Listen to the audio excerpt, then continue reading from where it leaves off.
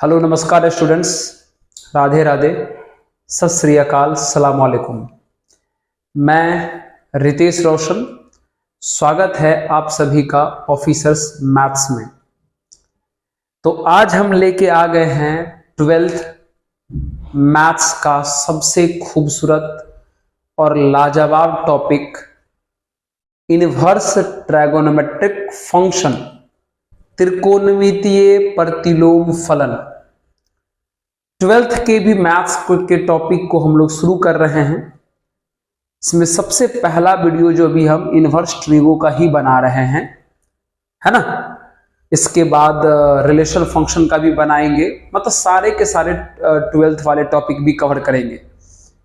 एक तरफ से 11th भी कवर हो रहा है, एक तरफ से 12th भी कवर हो रहा है। तो जो मित्र 11th वाले हैं वो अपना 11th का मजे लीजिए, जो लोग 12th वाले हैं वो 12th का मजे लीजिए और शुरू कीजिए एकदम लाजवाब सा सेशन, मजा आ जाएगा, है ना। इस चैनल से आप सभी व्यक्ति जुड़ जाइए जिन लोगों को मैथ्स में 12th में बेहतरीन नंबर के साथ साथ जेई हो या एनडीए हो, उसमें बेस्ट करना हो तो तैयार हो जाइए। शुरू करें। आप सभी को अगर हमारा चैनल अगर पसंद आवे, हमारा काम पसंद आवे, तो जरूर चैनल को सब्सक्राइब करके शेयर कीजिएगा। ओके, तो चलिए शुरू करते हैं आज का सबसे खूबसूरत तर्कता भरकता टॉपिक, जिसका नाम है इनवर्स ट्रायगोनोमेट्रिक फंक्शन। चलिए, इनवर्स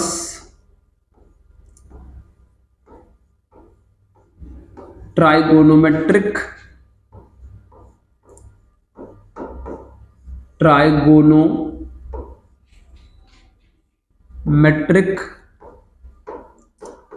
फंक्शन, इसे शॉर्ट में आईटीएफ भी कहा जाता है। इसे शॉर्ट में आईटीएफ थोड़ा प्रचलित नाम है, फेमस नाम है, इसे शॉर्ट में आईटीएफ कहा जाता है। आप भी इसे शॉर्ट में आईटीएफ बोल सकते हो। हिंदी में इसे त्रिकोणमितीय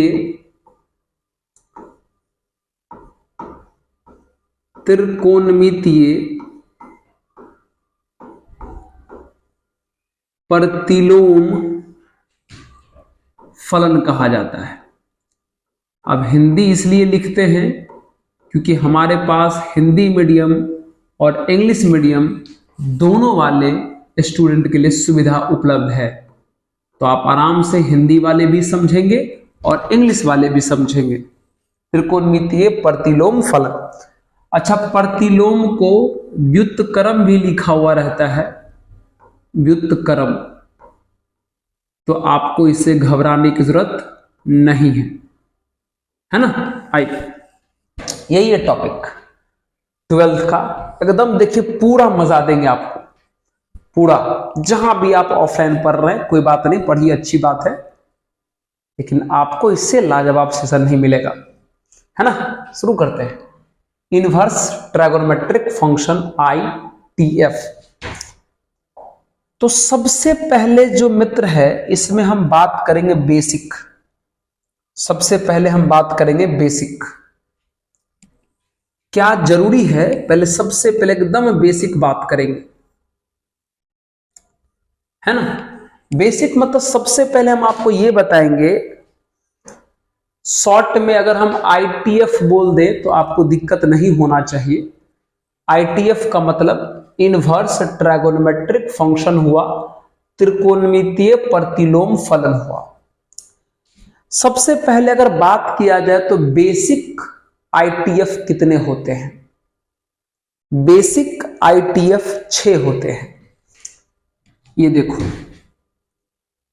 ये है साइन इनवर्स एक्स। इसको हम पढ़ के दिखाते हैं। इंग्लिश में इसको पढ़ेंगे sine inverse x, sine inverse x. Hindi में पढ़ेंगे साइन का प्रतिलोम फलन, साइन का प्रतिलोम फलन, जिसका हिंदी है वो हिंदी में सुन लीजिए, जिसका इंग्लिश है वो इंग्लिश में सुन लीजिए। इसे इंग्लिश में पढ़ेंगे साइन इनवर्स एक्स, हिंदी में पढ़ेंगे साइन का प्रतिलोम फलन, साइन का प्रतिलोम फलन। ठीक है, चलिए आइए शुरू करते हैं। तो मित्र sine inverse of x clear है, सुनिएगा अच्छे से। ये है साइन इनवर्स। ऐसे साइन इनवर्स पढ़ने में थोड़ा अच्छा लगता है, तो हिंदी वाले मित्र हो या इंग्लिश वाले मित्र हो, उसको ऐसे ही पढ़िएगा, अच्छा लगेगा आपको। उसके बाद दूसरा होता है cos inverse x, tan inverse x, cot inverse x, sec inverse x और कॉसेक इनवर्स एक्स। ये 6 प्रकार का मित्र हम लोगों के पास इनवर्स होता है। Sine inverse, cos inverse, tan inverse, cot inverse, sec inverse, cosec inverse. अगर हम आपको बता दें तो साइन इनवर्स एक्स को लिखने का एक और तरीका है, आर्क साइन एक्स भी लिख सकते हो आप इसको।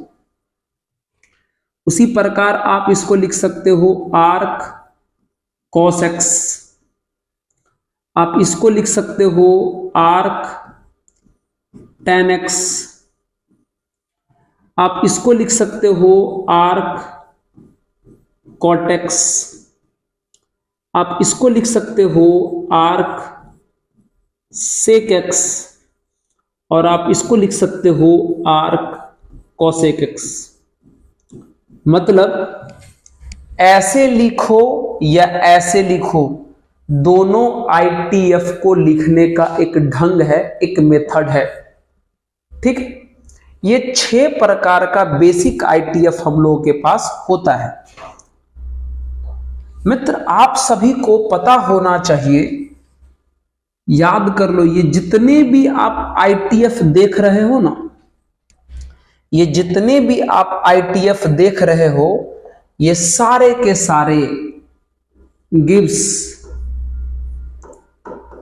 Value of angle. ये बहुत बड़ी बात हमने कह दिया, गिव्स वैल्यू ऑफ एंगल, यानी कोण का मान देता है, कोण का मान देता है। ये जितने भी आईटीएफ हैं प्यारे, वो सभी के सभी आईटीएफ एंगल का वैल्यू देता है, कोण का मान देता है। ये बहुत बड़ी बात हम आपको बोल रहे हैं, सुन रहे हो अच्छे से। जितना भी आईटीएफ है वो सभी के सभी आपको एंगल का वैल्यू यानी कोण का मान देगा। अब कैसे देगा कोण का मान, आइए हम आपको एग्जांपल से समझाते हैं। पहले एक बार वीडियो चेक कर लें हम। जी हां, बहुत ही लाजवाब सेशन है। आपको याद कर लेना चाहिए मित्र कि जितने भी आईटीएफ हैं वो सारे के सारे एंगल का वैल्यू यानी कोण का मान देता है। सुनो मित्र एग्जाम्पल, जैसे अगर आपसे पूछा जाए साइन इनवर्स 1, तो मित्र ये इनवर्स है, कोण का मान देगा, एंगल का वैल्यू देगा। तो सोच के बताइए, ध्यान से सुनना, ये इनवर्स है, एंगल का वैल्यू देगा। तो सोच के बताओ, साइन में 1, ये देख रहे हो अंदर में 1 लिखा हुआ है, साइन में 1 कितना डिग्री पर होता है? 90 डिग्री सर, यानी π/2। जी हां, तो इस पूरे का वैल्यू π/2 की इक्वल होगा। नेक्स्ट, tan इनवर्स √3, ये इनवर्स है, एंगल देगा।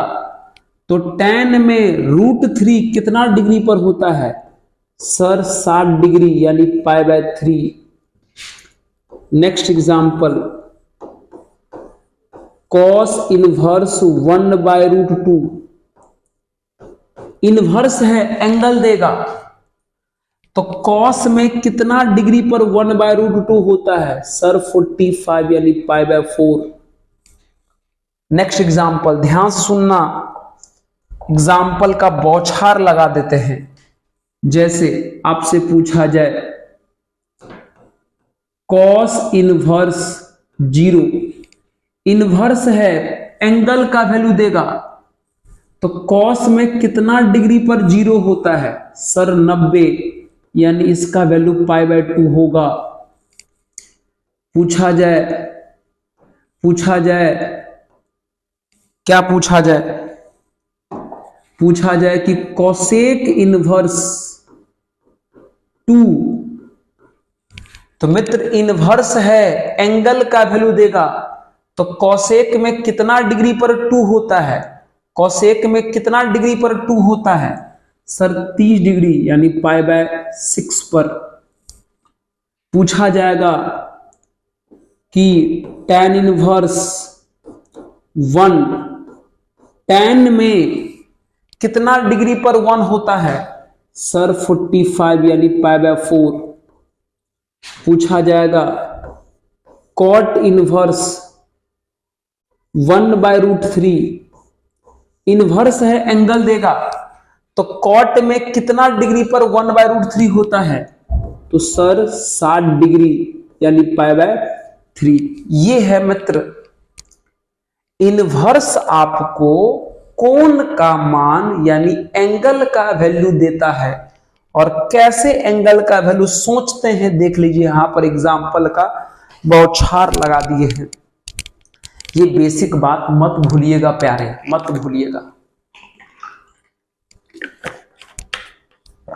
जल्दी से एंगल का वैल्यू आप लोग याद कर लीजिए, है ना।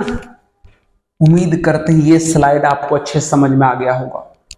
एकदम दिमाग में बैठा लीजिए कि ITF यानी इनवर्स हमें एंगल का वैल्यू यानी कोण का मान देता है, देख लो। ओके, तो चले बात करें नेक्स्ट टॉपिक।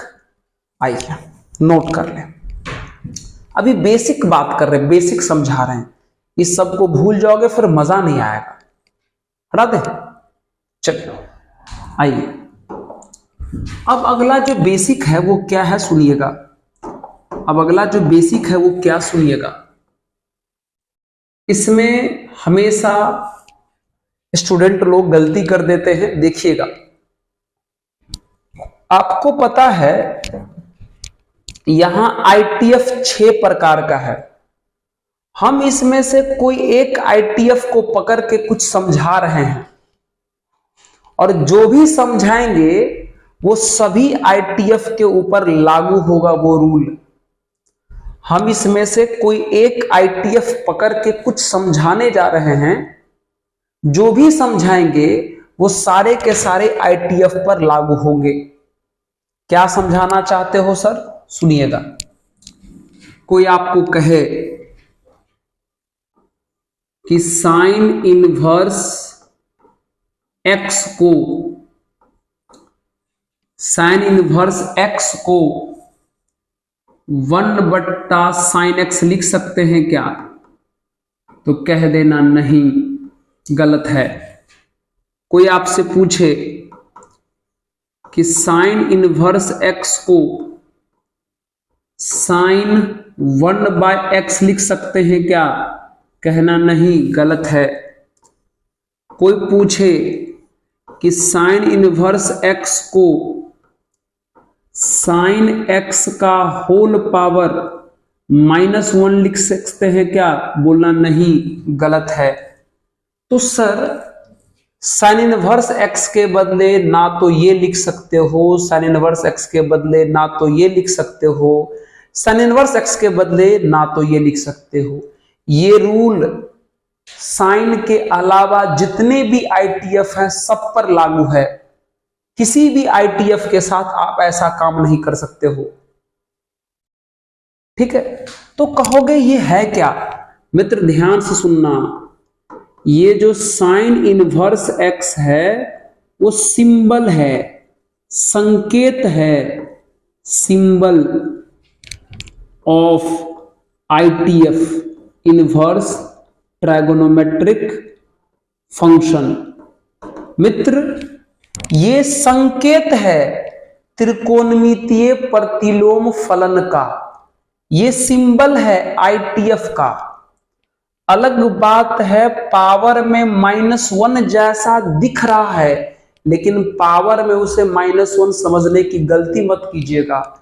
ये आईटीएफ का सिंबल है, कभी भी इसे पावर में -1 समझने की गलती नहीं कीजिएगा। पावर में -1 जैसा लग रहा है, लेकिन पावर में -1 है नहीं। ध्यान रहे ये आईटीएफ का सिंबल है, संकेत है। पावर में -1 समझने की गलती नहीं करना है। पहला ये बेसिक है, जनरली स्टूडेंट यहां पर गलती करते हैं, वो हम आपको बता दिए। दूसरा गलती क्या करते हैं सुनिएगा, दूसरा गलती क्या करते हैं, जैसे स्टूडेंट कहते हैं कि सर हम 10th में या 11th में पढ़े थे कि tan थीटा या tan x जो भी ले लो, tan x equal to sine x upon cos x। वो क्या करते हैं, वो कहते हैं कि sir tan inverse x equal to sine inverse x upon cos inverse x लिख दे सकते हैं क्या? हमने कहा नहीं लिख सकते हो, नहीं लिख सकते हो। अगर tan x का फॉर्मूला साइन बाय कॉस होता है तो tan इनवर्स का formula sine inverse by cos inverse नहीं होगा। सुनो मित्र, ये है ट्राइगोनोमेट्रिक रेशियो का फॉर्मूला, त्रिकोणमितीय अनुपात का फॉर्मूला। ध्यान से सुनना, ट्राइगोनोमेट्रिक रेशियो का कोई भी फॉर्मूला हूबहू आईटीएफ पर लागू नहीं होता है। त्रिकोणमितीय अनुपात का कोई भी फॉर्मूला हूबहू त्रिकोणमितीय प्रतिलोम पर लागू नहीं होता है। ट्राइगोनोमेट्रिक रेशियो का कोई भी फॉर्मूला हूबहू आईटीएफ पर लागू नहीं होता है। समझें? अगर ये ट्राइगोनोमेट्रिक रेशियो का फॉर्मूला ऐसा होता है तो आईटीएफ का फॉर्मूला ऐसा बिल्कुल नहीं होगा। ठीक उसी प्रकार कुछ लोग कहते हैं कि sir sine square x plus cos square x equal to 1 होता है ट्राइगोनोमेट्रिक रेशियो के हिसाब से, त्रिकोणमितीय अनुपात के हिसाब से। तो सर क्या हम साइन इनवर्स एक्स का square plus cos inverse x का स्क्वायर बराबर भी 1 लिख सकते हैं क्या? नो नो नो बाबू, ये त्रिकोणमितीय अनुपात है, ये त्रिकोणमितीय प्रतिलोम है, हूबहू इस पर लागू नहीं होगा। ट्राइगोनोमेट्रिक रेशियो का फॉर्मूला हूबहू आईटीएफ पर लागू नहीं होगा। ये बात ठान लो, अच्छे से ठान लो। सुना क्या? ना तो ये गलती करना है और ना तो कोई ट्राइगोनोमेट्रिक रेशियो वाला फॉर्मूला आईटीएफ में हूबहू लगाना है। क्या प्यारे आपको समझ में आया? मित्र ध्यान पूर्वक देखना, जितना भी गलती आप सोच सकते हैं वो सारा गलती हम यहां कंप्लीट करवा देंगे आपका, जो कभी दिक्कत ही नहीं होगा। ये है बेसिक गलतियां नहीं करना है आपको। ओके, चलिए इस बात को आप ठान लीजिए। अब बात करते हैं, अब जो बात करने जा रहे हैं वो है बहुत ही बड़ा फैक्टर, जिसको कहते हैं definition definition of ITF, ITF की परिभाषा हिंदी वाले मित्र लोग लिखेंगे त्रिकोणमितीय प्रतिलोम का परिभाषा, हिंदी वाले मित्र लोग लिखेंगे। देखो मित्र, थोड़ा सा कोऑपरेट करो, जो हिंदी में देख रहे हैं तो हिंदी में हम बोल देते हैं, कुछ बात हम हिंदी में लिख भी देते हैं और कुछ बात बोल देते हैं, तो उसको आप अपने कॉपी में नोट कर लीजिएगा। इसके बारे में लिखिएगा त्रिकोणमितीय प्रतिलोम का परिभाषा, डेफिनेशन ऑफ आईटीएफ। थोड़ा सुनिए इसके बारे में। अगर मित्र आप 11th में फंक्शन चैप्टर पढ़े हैं तो फंक्शन को हिंदी में फलन कहते हैं, तो उस चैप्टर में इनवर्स यानी प्रतिलोम का कॉन्सेप्ट है और उसमें बताया जाता है कि किस टाइप के फंक्शन का इनवर्स यानी प्रतिलोम संभव है और किस टाइप के फंक्शन का इनवर्स यानी प्रतिलोम संभव नहीं है। तो मित्र हकीकत यह है कि sine x, cos x, tan x, cot x, sec x, cosec x किसी का भी इनवर्स पॉसिबल नहीं है। ध्यान सुनना, बहुत बड़ी बात बोल रहे हैं। साइन, कॉस, टैन, कॉट, सेक, कोसेक किसी का भी इनवर्स पॉसिबल नहीं है। उसे इनवर्स पॉसिबल करवाया जाता है जबरदस्ती। साइन, कॉस, टैन, कॉट, सेक, कोसेक किसी का भी इनवर्स यानी प्रतिलोम पॉसिबल नहीं है।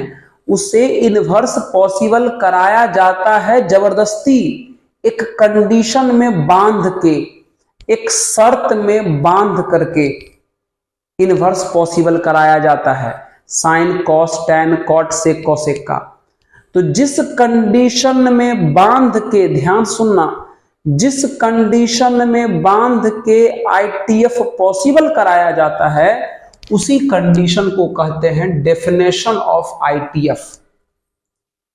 डेफिनेशन ऑफ आईटीएफ, त्रिकोणमितीय प्रतिलोम की परिभाषा।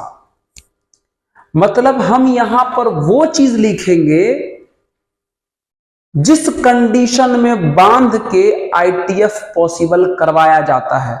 तो बिना सोचे समझे इस कंडीशन को याद रखना है, रट लेना है, समझे? आइए, तो क्या कंडीशन है सर? सुनना अच्छे से, सुनिएगा, फील करा देंगे एकदम बढ़िया से, बस मन लगा कि तुम लोग पढ़ो ना बस। पहला, माना कि लिख सकते हो हिंदी में लेट। आपको पता है मित्र कि इनवर्स कोई भी हो आपको एंगल देता है, इनवर्स कोई भी हो आपको कोण देता है। तो थोड़ी देर के लिए अगर हम इसको थीटा मान ले तो आपको कोई शिकायत नहीं होनी चाहिए। बिल्कुल नहीं सर, क्यों होगा शिकायत? अब आइए लिखने जा रहे हैं कंडीशन, याद कर लो, याद कर लो। कुछ भी हो जाए, साइन इनवर्स के अंदर वाले का वैल्यू, साइन इनवर्स के अंदर वाले का वैल्यू -1 से +1 के बीच होना चाहिए, बस।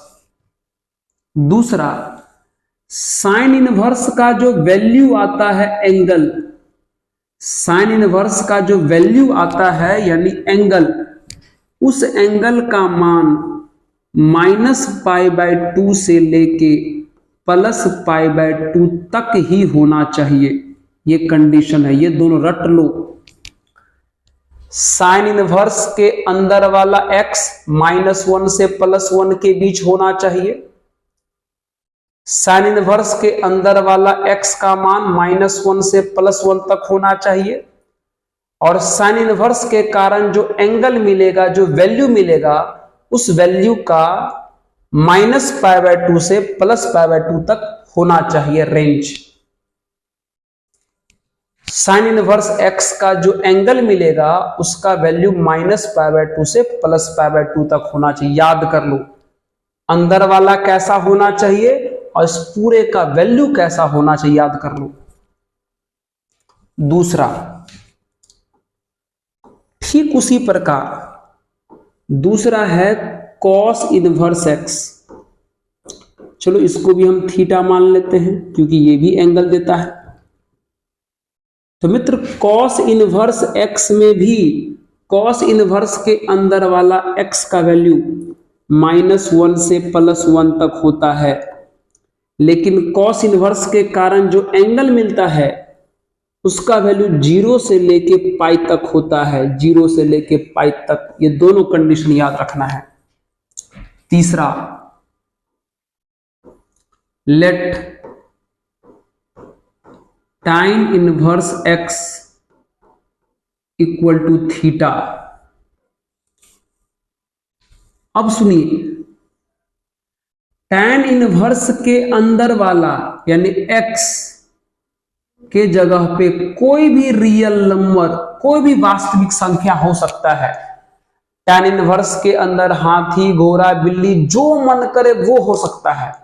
मतलब यहां पर किसी भी प्रकार का रियल नंबर यानी वास्तविक संख्या हो सकता है, लेकिन tan इनवर्स के कारण जो एंगल मिलेगा उस एंगल का वैल्यू -π/2 और +π/2 के बीच में होता है। ध्यान देना, यहां -π/2 और +π/2 पर इक्वल नहीं लगा हुआ है।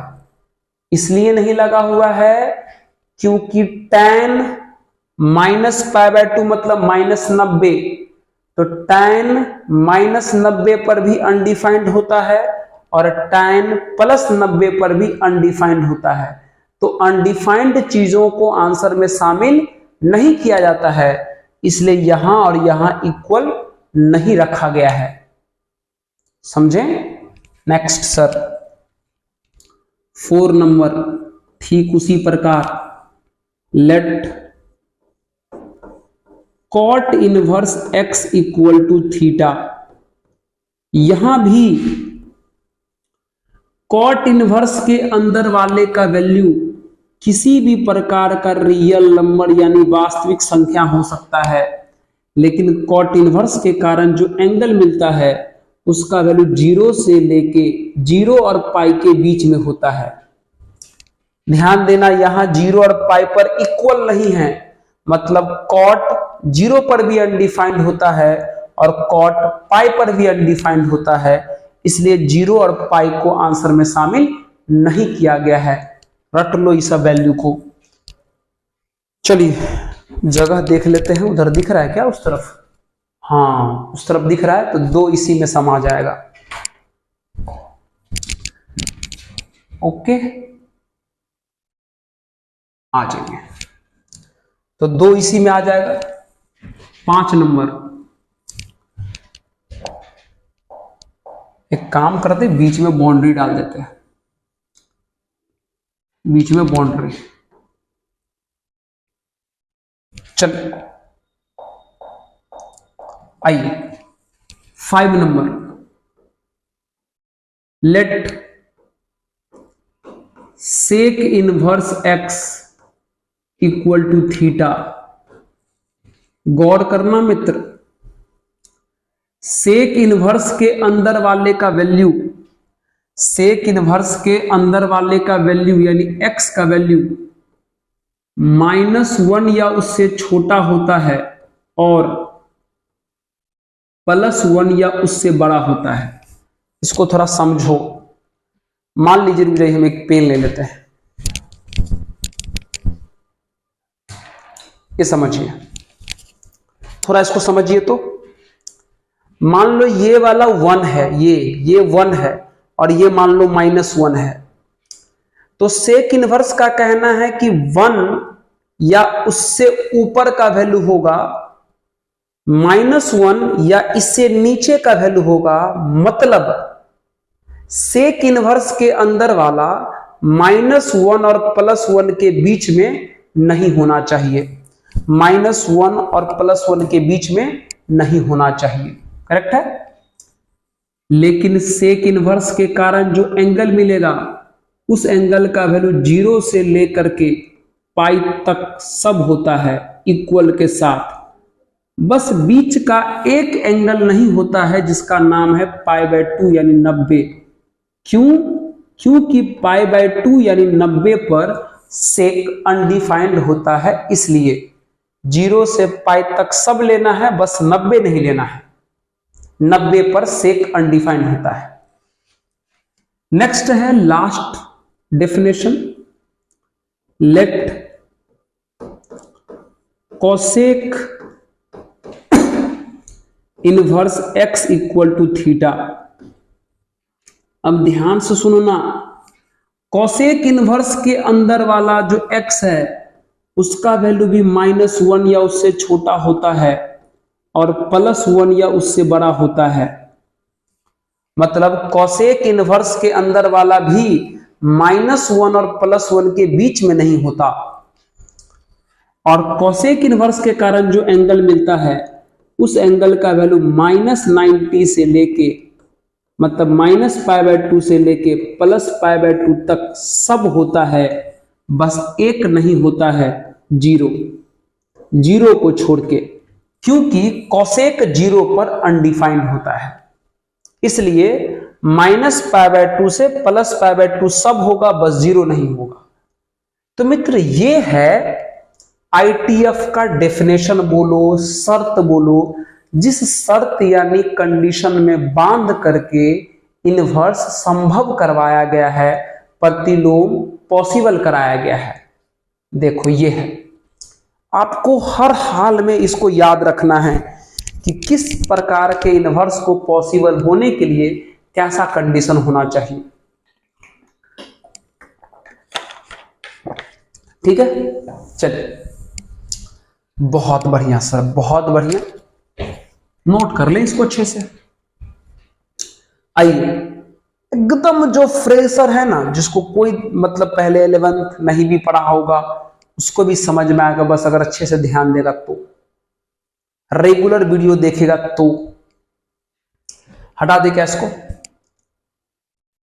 Okay sir. चल, एक और एकदम तगड़ी बात बताने वाले हैं, फिर एक छोटा सा सवाल देंगे, उसका आंसर आप लोग कीजिएगा। एक तगड़ा सा बात बता रहे हैं, एक तगड़ी बात, सुनना, अच्छे सुनना, बेसिक के अंदर आता है ये। जैसे sine x equal to y है,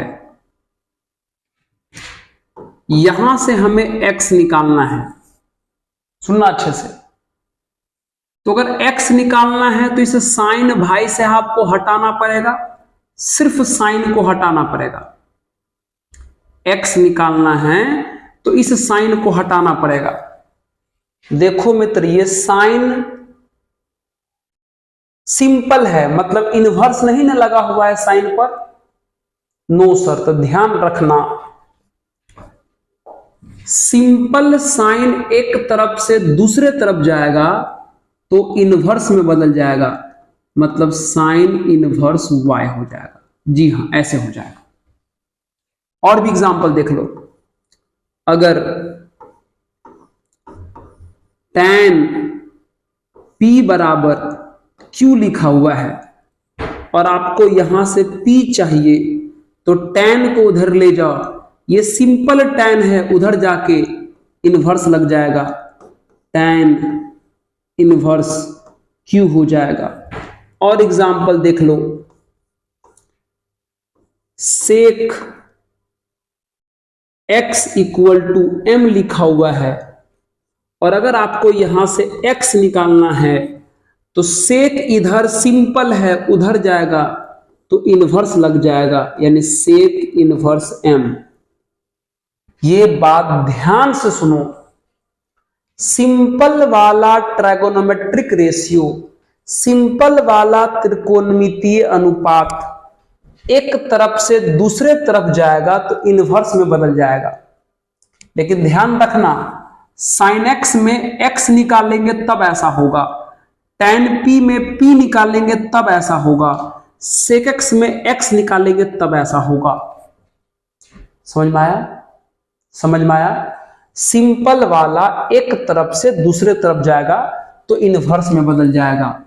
अब ठीक इसका उल्टा देखो, अब मान लो अगर लिखा है cos इनवर्स x बराबर थीटा,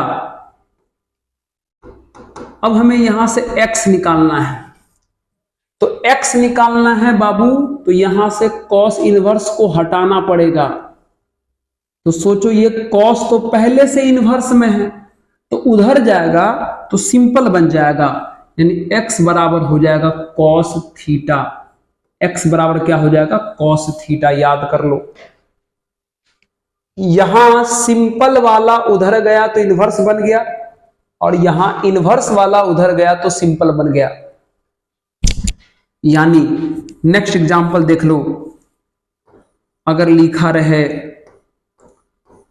cot इनवर्स m बराबर n, और यहां से m निकालना हो तो cot इनवर्स उधर जाके सिंपल हो जाएगा, cot n हो जाएगा। करेक्ट है? लिखा रहेगा cosec इनवर्स p बराबर q, यहां से p निकालना रहेगा तो cosec इनवर्स उधर जाके सिंपल हो जाएगा, तो cosec q लिखेंगे। बस इस स्लाइड में आपको यही सीखना है कि सिंपल वाला ट्रीगो एक तरफ से दूसरे तरफ जाएगा तो इनवर्स बन जाएगा, और इनवर्स वाला एक इनवर्स वाला ट्रीगो एक तरफ से दूसरे तरफ जाएगा तो सिंपल बन जाएगा। ठीक है? ये दोनों बात ध्यान रखना, एकदम बेसिक है, इसके बगैर तो आईटीएफ काम ही नहीं करेगा। याद रख पाओगे? सिंपल वाला दूसरे तरफ गया तो इनवर्स लग जाएगा, और इनवर्स वाला दूसरे तरफ गया तो सिंपल बन जाएगा, है ना? इसको भी आप नोट कर लें। अब दो क्वेश्चन देते हैं, बहुत ही प्यारा प्यारा, उसका आपको आंसर करना है। चलिए आइए, तो पहला क्वेश्चन है, which of the following is correct? Which of the following is correct? Hindi वाले जो मित्र हैं वो घबराइए मत, इसका मतलब हुआ निम्नलिखित में कौन सही है? निम्नलिखित में कौन सही है? पहला, sine inverse 4 cos inverse 3/5 sec inverse 1/4 cosec inverse 10/11। पहला क्वेश्चन ये है, जिन लोगों से बन गया वो अपना आंसर टिक करके रखे। दूसरा क्वेश्चन फिर से, which of the following Which of the following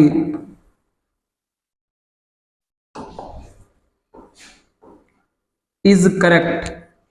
निम्नलिखित में कौन सही है?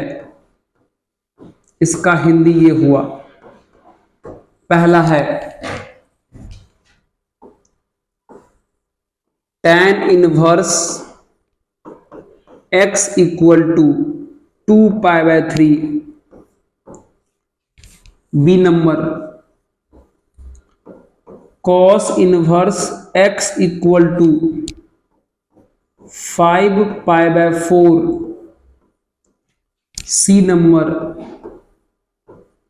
Sine inverse x equal to 5π/12 और D number cot inverse x equal to 2π। ये है, बताना है इन दोनों क्वेश्चन का आंसर, इन दोनों क्वेश्चन का आंसर बताना है। इस क्वेश्चन में गौर करो, इस क्वेश्चन में आपको अंदर वाले को देख के आंसर करना है,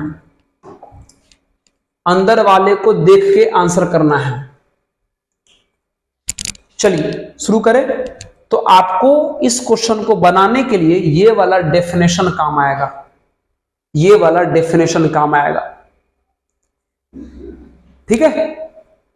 साइन इनवर्स के अंदर वाला -1 + 1 के बीच चाहिए, कॉस इनवर्स के अंदर वाला -1 + 1 के बीच चाहिए, tan इनवर्स के अंदर वाला कुछ भी हो सकता है, कॉट इनवर्स के अंदर वाला कुछ भी हो सकता है, सेक इनवर्स के अंदर वाला -1 + 1 के बीच में नहीं चाहिए बाकी सब, कॉसेक इनवर्स के अंदर वाला भी -1 और +1 के बीच में नहीं चाहिए बाकी सब।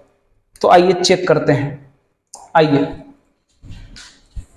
साइन इनवर्स के अंदर वाला -1 + 1 के बीच में चाहिए, लेकिन यहां 4 है, -1 + 1 के बीच में नहीं है, तो ये गलत है। कॉस इनवर्स के अंदर वाला -1 + 1 के बीच में चाहिए, तो मित्र अगर इसको डिवाइड करोगे तो 0.6 आ जाएगा, और 0.6 -1 + 1 के बीच में होता है, ये सही हो गया।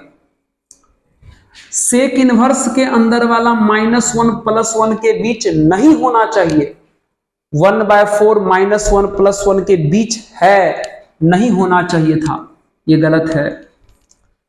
कॉसेक इनवर्स के अंदर वाला -1 + 1 के बीच नहीं होना चाहिए, जबकि 10/11 -1 + 1 के बीच आता है, इसका मतलब ये गलत है। ऑप्शन नंबर बी करेक्ट हो गया। अब इसका आंसर करने के लिए एंगल देखना पड़ेगा, कौन देखना पड़ेगा, इसके लिए आपको कौन मदद करेगा, ये साइन का मान -π/2 से +π/2 मतलब -90 से +90, कॉस का मान 0 से π मतलब 0 से 180 होता है, tan का मान -90 + 90 के बीच होता है, कॉट का मान 0 180 के बीच में होता है, सेक का मान 0 और पाई के बीच मतलब 0 180 के बीच में होता है, और कॉसेक का मान 90 और -90 और +90 के बीच में होता है। आइए अब इस क्वेश्चन का आंसर कीजिए। tan का मान पीछे लिखे हुए हैं, tan इनवर्स का वैल्यू -90 और +90 के बीच होता है, लेकिन इसको तो चेक करो तो बाबू, पाई का मतलब 180 होता है, आपको पता है ना, पाई का मतलब 180 डिग्री होता है, तो 180/3 60, 60 को 2 से गुना करेंगे 120, बाबू ये 120 हो गया, जबकि tan इनवर्स का कहना है -90 और +90 के बीच होना चाहिए।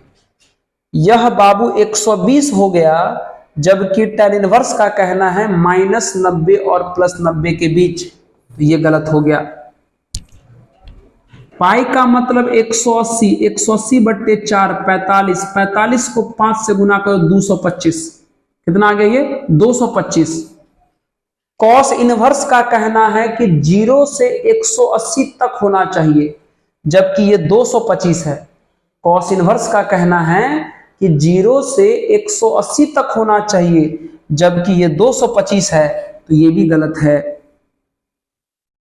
अब इसको चेक करो, पाई का मतलब 180, 180/12 15 आ जाएगा, अब 15 को 5 से गुना करोगे तब 75 आ जाएगा, मतलब 75। साइन का कहना है कि -90 से +90 चाहिए, तो क्या 75 -90 से +90 आता है? यस सर, -90 से +90 के बीच 75 आता है, इसका मतलब ये करेक्ट है, ये करेक्ट है। पाई का मतलब 180, तो 180 दूनी 360, ये है 360, जबकि कॉट इनवर्स का कहना है कि 0 से 180 तक होना चाहिए, 0 से 180 तक होना चाहिए, जबकि ये 360 है, तो ये गलत है। देख लो कितना प्यारा सा डेफिनेशन पर आधारित बहुत ही टॉप लेवल का सवाल अभी हम आपको बताएं। ठीक है, बोल मजा आ रहा है? बोल भाई, मजा आ रहा है कि नहीं आ रहा है? मजे आने चाहिए, मजे बिल्कुल नहीं रुकने चाहिए। एकदम फारू तरीके से, टॉप लेवल तरीके से मैथ की कहानी चल रही है। तैयार हो जाओ, जिन लोगों को 12th में, एनडीए में, जेई में फोड़ना है, तैयार हो जाओ, तैयार हो जाओ। हटा दे क्या इसको, नोट कर ले। बस क्लास रेगुलर ज्वाइन करना है, यही हम आपसे उम्मीद करेंगे। चलिए अब हेडिंग जो लगा रहे हैं, सुनिए क्या लगा रहे हैं। इम्पोर्टेंट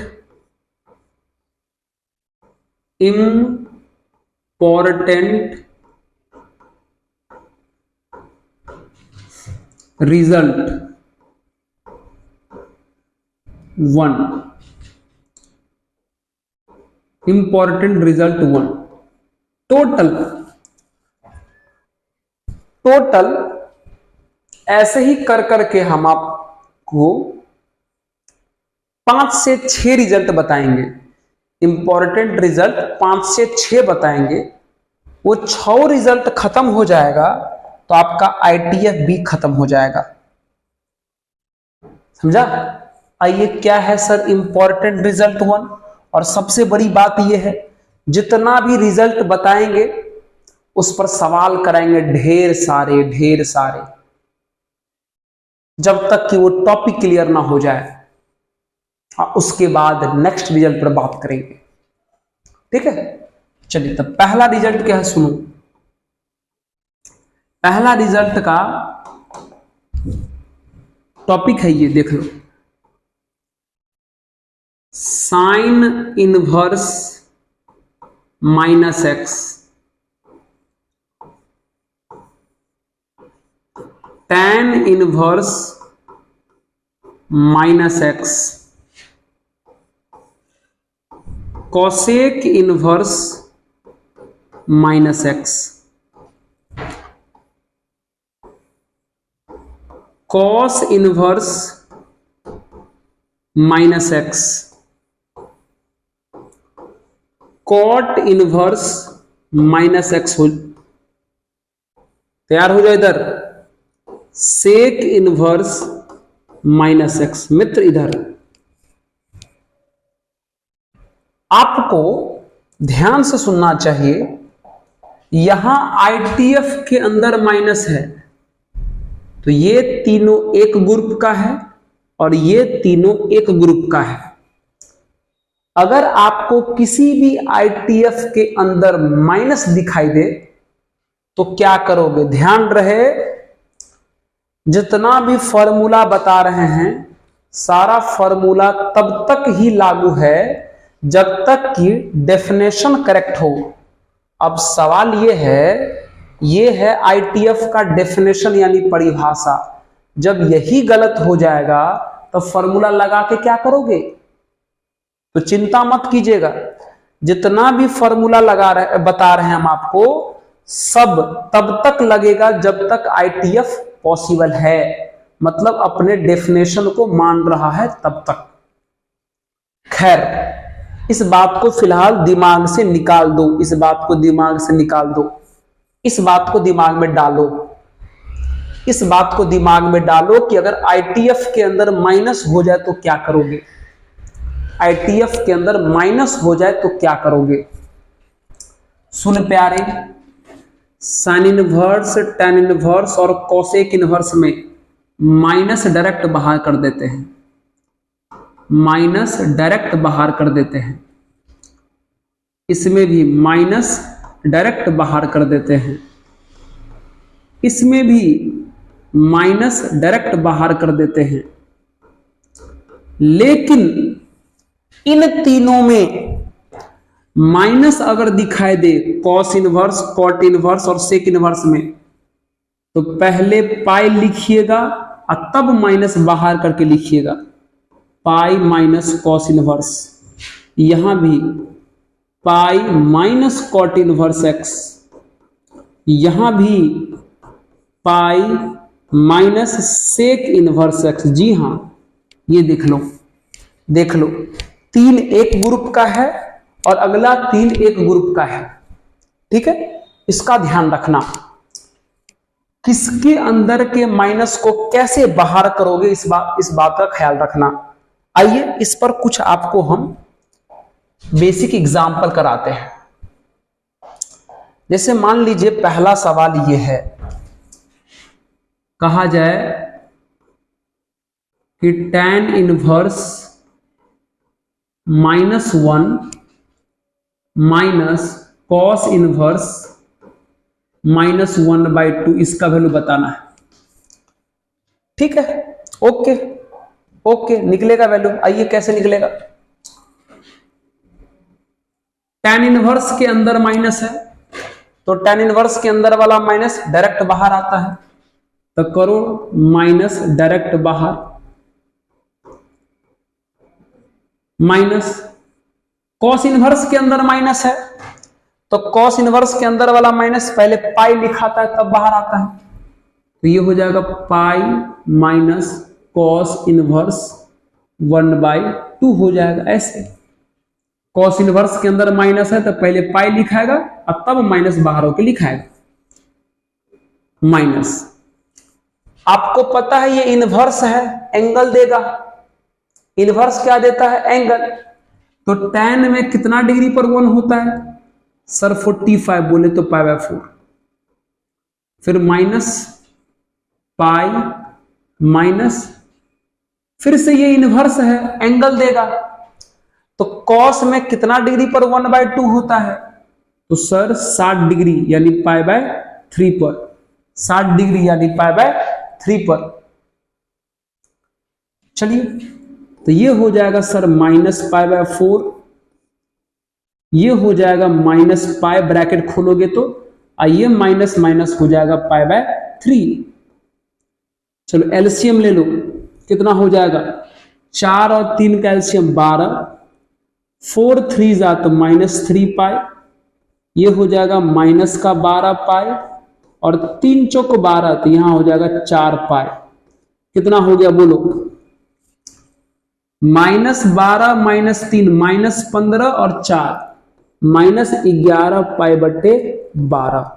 ये हो गया इस क्वेश्चन का प्यारा और सुंदर सा आंसर। देख लो कैसे माइनस बाहर करके सवाल कैसे डील किया जाता, देख लीजिए।